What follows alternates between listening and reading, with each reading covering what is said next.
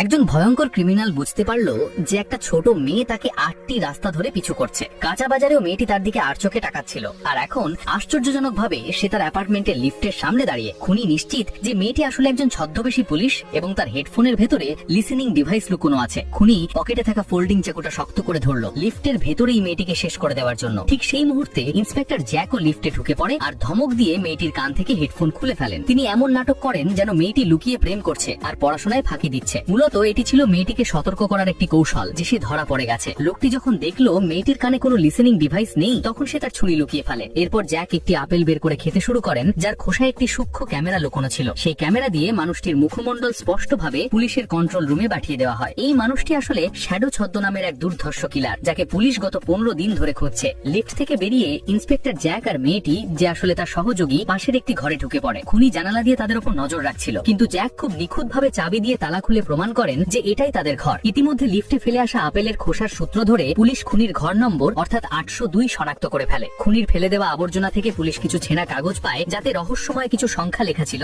যা উদ্ধার করা পুলিশের জন্য বড় চ্যালেঞ্জ হয়ে দাঁড়ায়। পরের দিন বাজারে আবার খুনির সাথে জ্যাকের দেখা হয়। খুনি এবার নিজেই এগিয়ে এসে কথা বলে এবং গোপনে একটি হাইটেক ডিটেক্টর দিয়ে পরীক্ষা করে দেখে জ্যাকের কাছে কোনো অস্ত্র আছে কিনা। অত্যন্ত ঠান্ডা মাথায় জ্যাক পরিস্থিতি সামলান এবং তাকে নিজের বাড়িতে রাতের খাবারের দাওয়াত দেন। রাতে ওই লোকটি তাদের বাড়িতে আসে এবং অত্যন্ত সতর্কতার সাথে আসবাবপত্রের ধুলোবালি পরীক্ষা করে বুঝতে চেষ্টা করে তারা এখানে নতুন এসেছে কিনা। কিন্তু অভিজ্ঞ পুলিশ কর্মকর্তা জ্যাক সব খুঁটিনাটি আগে থেকেই ঠিক করে রেখেছিলেন। লোকটি নিজে রান্নাঘরে গিয়ে চমৎকার মাছ রান্না করে আর সবাই মিলে বন্ধুর মতো খাবার খায়। এই সুযোগে মেয়েটি লোকটির ফোনের পাশে নিজের ফোন রেখে ব্লুটুথের মাধ্যমে সমস্ত ডেটা কপি করে নেয়। ডিনার শেষে লোকটি হাসি মুখে বিদায় নেয় আর সবাই স্বস্তির নিঃশ্বাস ফেলে যে মিশন সফল হয়েছে। কিন্তু ঠিক সেই মুহূর্তে আবারও দরজার বেল বেজে ওঠে, যা সবার রক্ত হিম করে দেয়।